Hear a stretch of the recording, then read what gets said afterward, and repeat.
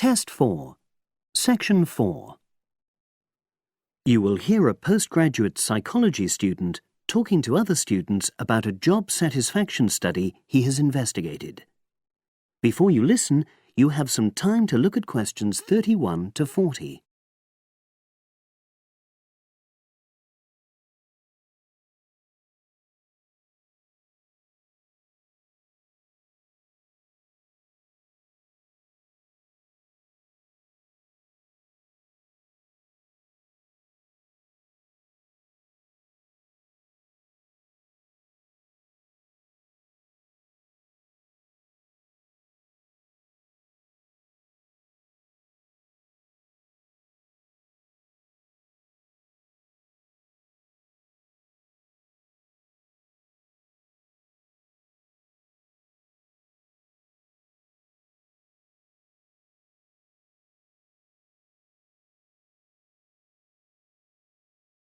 Now listen and answer questions 31 to 40. Good morning, everyone. For my presentation today, I'm going to report on an assignment that I did recently. My brief was to analyze the methods used in a small study about job satisfaction, and then to make recommendations for future studies of a similar kind. The study that I looked at had investigated the relationship between differences in gender and differences in working hours and levels of job satisfaction amongst workers. For this purpose, employees at a call center had been asked to complete a questionnaire about their work. I'll summarize the findings of that study briefly now. First of all, female full-time workers reported slightly higher levels of job satisfaction than male full-time workers. Secondly, female part-time workers reported slightly higher levels of satisfaction than female full-time ones did. On the other hand, male part-time workers experienced slightly less job satisfaction than male full-time workers. But although these results seemed interesting and capable of being explained, perhaps the most important thing to mention here is that in statistical terms, they were inconclusive. Personally, I was surprised that the findings hadn't been more definite, because I would have expected to find that men and women, as well as full and part-time workers, would experience different levels of satisfaction. So I then looked more carefully at the methodology employed by the researchers to see where there may have been problems. This is what I found. First of all, the size of the sample was probably too small. The overall total of workers who took part in the survey was 223, which sounds quite a lot, but they had to be divided up into subgroups. Also, the numbers in the different subgroups were unequal.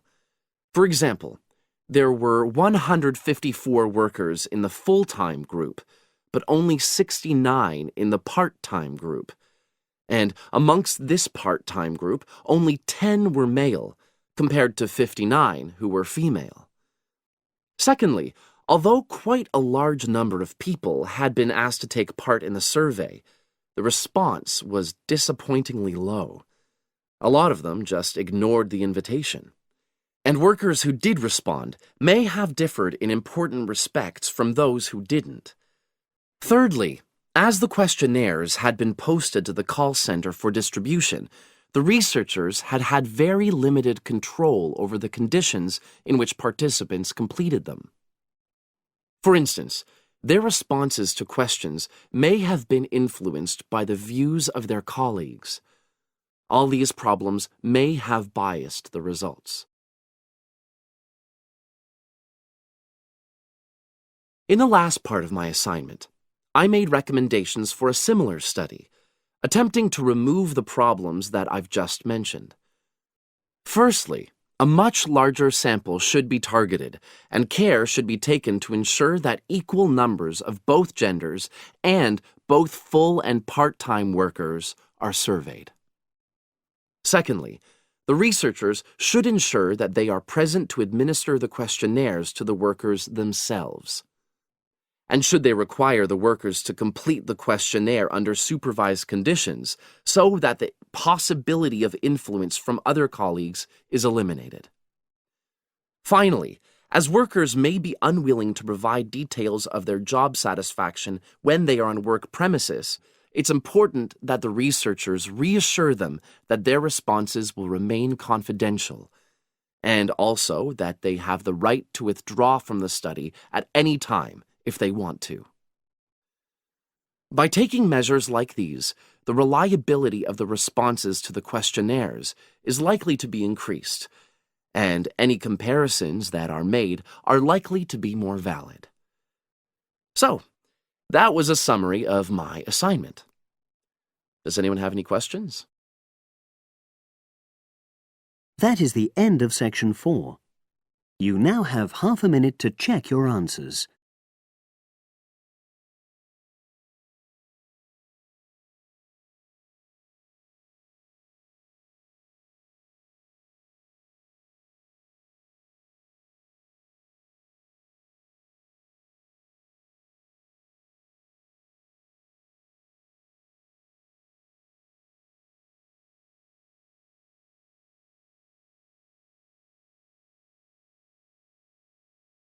That is the end of the listening test.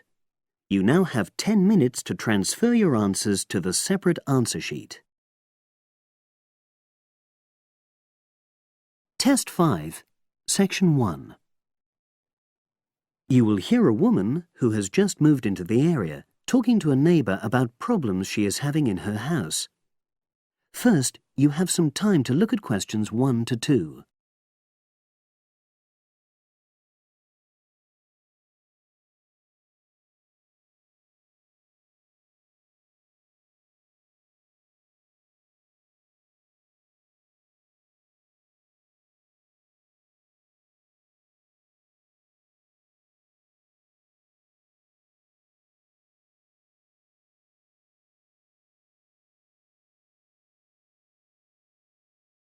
You will see that there is an example which has been done for you. On this occasion only, the conversation relating to this will be played first. Oh, hi Ruth. How are you? I'm sorry to bother you, Alistair, but I've been having some problems. Oh, come on in. What's happened? Basically, I had a leak from one of the pipes in the bathroom, and water started coming through downstairs, and the kitchen ceiling's badly stained. I've got the leak fixed temporarily, but I wasn't happy with the plumber, and I wanted to ask your advice. Of course. Well, the first thing I'd say is make sure you choose a local company. That way, if things go wrong, you're close by and it just makes things easier. Alistair says that Ruth should choose a local company, so local has been written in the space. Now we shall begin. You should answer the questions as you listen, because you will not hear the recording a second time. Listen carefully and answer questions 1 to 2. Oh, hi Ruth. How are you? I'm sorry to bother you, Alistair, but I've been having some problems. Oh, come on in. What's happened? Basically, I had a leak from one of the pipes in the bathroom, and water started coming through downstairs, and the kitchen ceiling's badly stained. I've got the leak fixed temporarily, but I wasn't happy with the plumber, and I wanted to ask your advice. Of course. Well, the first thing I'd say is make sure you choose a local company. That way, if things go wrong, you're close by and it just makes things easier. Let me write this down. Right. Yes. The plumber who fixed things yesterday was from quite far away, but I chose him because his advert said he did emergency repairs. Well, fair enough. You needed something in a hurry. But another piece of advice I'd give is try to avoid calling anybody on weekends. That'll really bump up the prices. Leave it till Monday if you can. Well, yes, I think I can do that, because the temporary fix should hold. And obviously I'll need the ceiling plastered and eventually redecorated. Yeah, sure. So who would you recommend? Is there a directory? Well, there's quite a good website covering this sort of work. It's www.plasdeco.com. Is that with a K? A C. PLASDECO.com. Got it. Well, I'll try and have a look at that. Yes, it gives price and quality comparisons. Oh, that'll be useful. But I find personal recommendations really helpful as well. You know, you can find out whether you can rely on the company. Well, I know a couple of reasonable plumbers and also some plasterers. Great. Before you hear the rest of the conversation, you have some time to look at questions 3 to 10.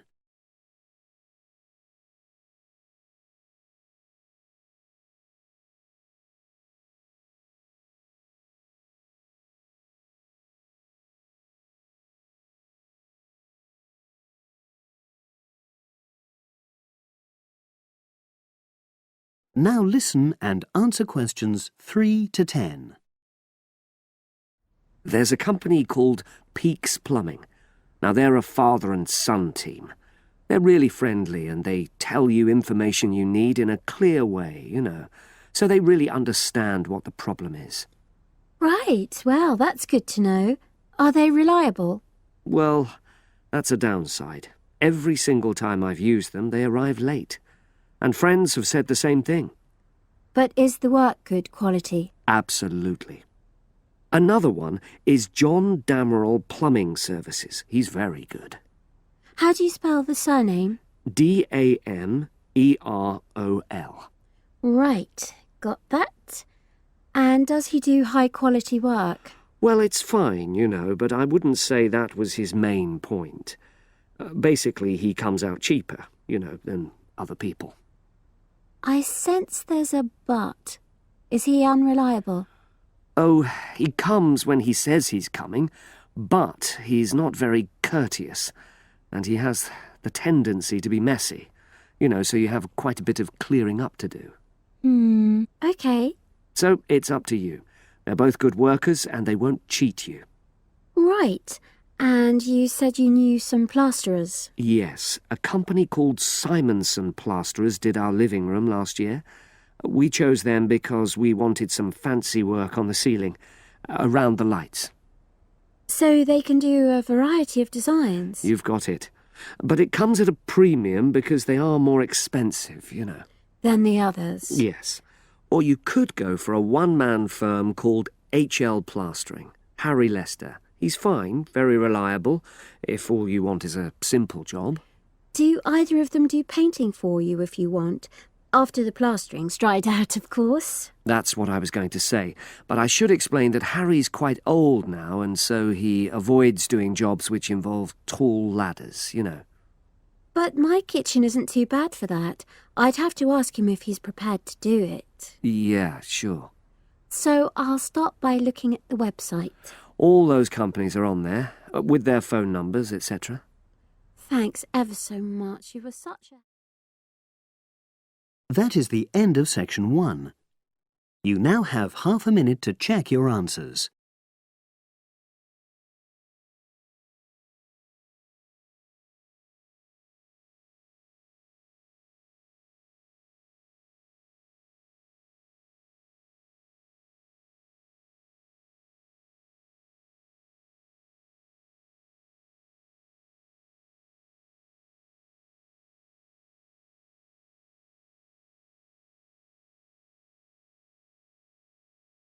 Now turn to section 2. Test 5, section 2. You will hear the education officer in a museum giving a talk to school students who are about to start a 1-week work placement in the museum. First, you have some time to look at questions 11 to 15.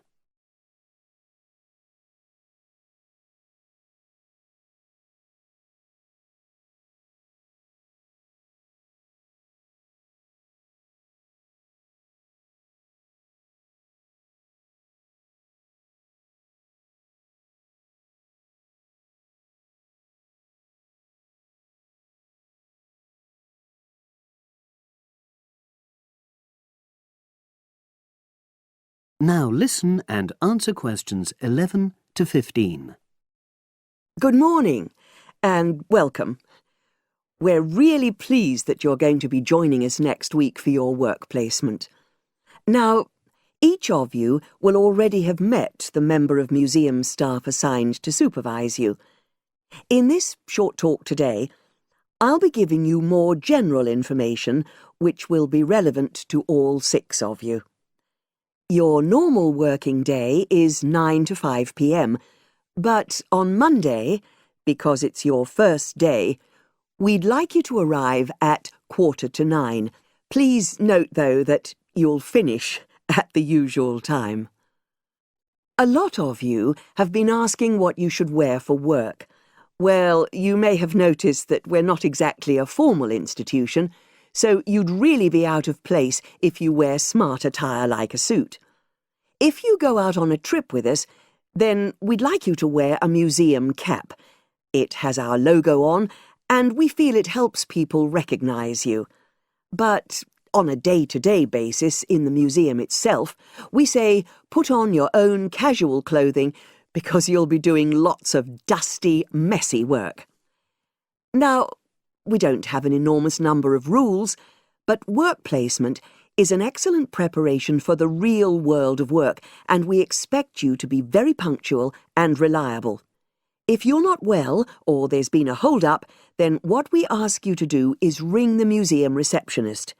He will be in the museum well ahead of opening time, and he'll inform your own personal supervisor in the museum. If you're away for more than 1 day, we'll inform your school tutor. They'll obviously need to make a note of your absence and follow up if necessary. But most of all, we hope you really enjoy yourselves during the placement. Students say they have a lot of fun, whether it's working with kids in our art workshops held every Monday, or, the most popular, when they go out on our outreach work to residential homes, recording elderly people's memories of school days for our oral history project. So, we hope you feel excited by the prospect of starting next week and well prepared. Your personal supervisor will be there to help you with our health and safety requirements when you start next week, and your supervisors will also brief you about the background to the museum, summarising all the huge amount of information on our website. In the next couple of days, it might be worthwhile if you get hold of evaluations and other notes made by students who've worked with us before. You can get a lot of pointers from them. Before you hear the rest of the conversation, you have some time to look at questions 16 to 20.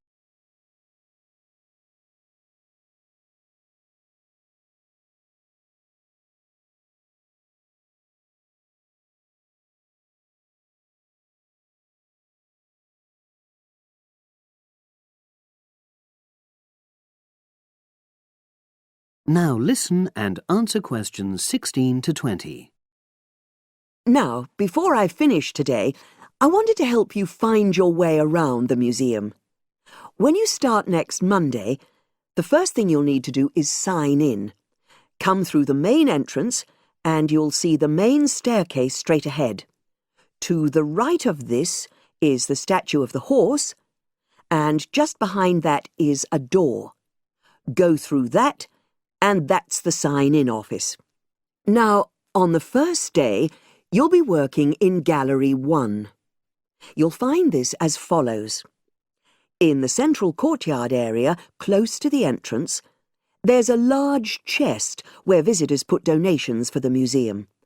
The door just behind that leads to Gallery 1. The workshop you'll be taking part in starts at 11, but if you want to go in earlier, you can get the key and let yourself in. The key box is quite hard to find. Walk behind reception, and it's between the large gallery and the bookshop.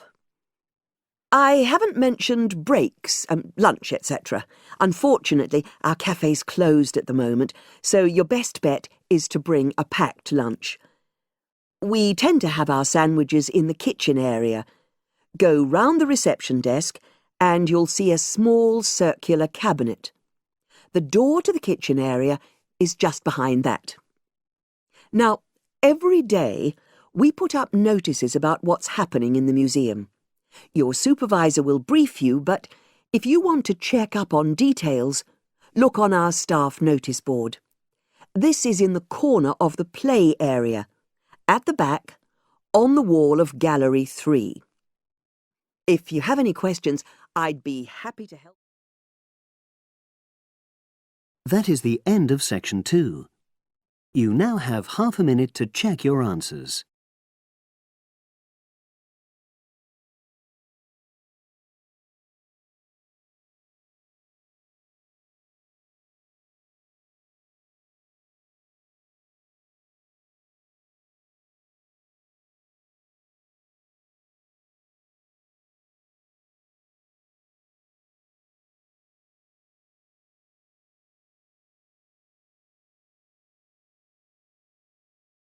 Now turn to section 3.